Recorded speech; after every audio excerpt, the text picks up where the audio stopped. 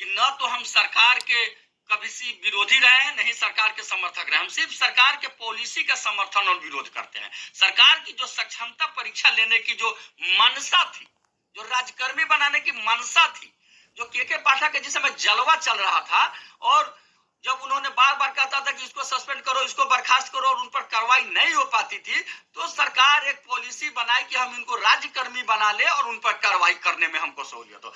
उसका अगर उद्देश्य रहता कि राज्यकर्मी बना के इनको सुविधा दे, तो वो सीधे साधे हमको राज्यकर्मी घोषणा करते और राज्यकर्मी की सारी सुविधाएं हमको देते, लेकिन वो ऐसा नहीं किए और उसका रूप अब दिखने लगा है। जो सक्षमता 1 पास किए, जो सक्षमता 2 पास किए, आज तक उनको कोई बेनिफिट नहीं मिला है। जो सक्षमता 1 पास किए उनको योगदान तो करा लिया गया, लेकिन कोई लाभ नहीं मिला, बल्कि उनका वेतन भी नहीं मिल रहा है, उनका वेतन भी बंद है। जो सक्षमता 2 पास किए हैं उनको आज तक ज्वाइनिंग भी नहीं हुआ है। अब सक्षमता 3 का डेट निकल गया।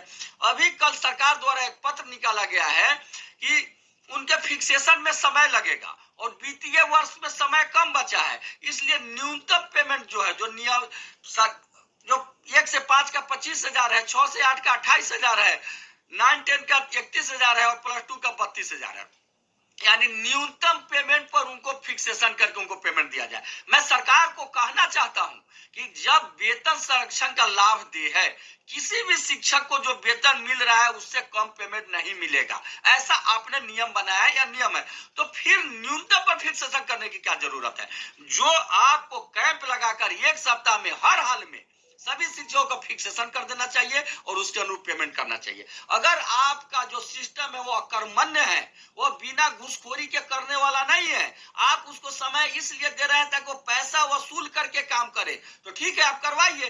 तो आपको यह करना चाहिए कि जो उनको पेमेंट मिल रहा है, अभी जो उनको 31,000, 32,000, 33,000, 28,000 मूल पेमेंट मिल रहा है, वो वेतन लेते रहेंगे। और जब आप उनको फिक्सेशन कीजिएगा वेतन संरक्षण के लाभ के अनुरूप, तब वो पुनः अपना उस पे है। आप उसको समय इसलिए दे रहे हैं ताकि वो पैसा वसूल करके काम करे, तो ठीक है आप करवाइए।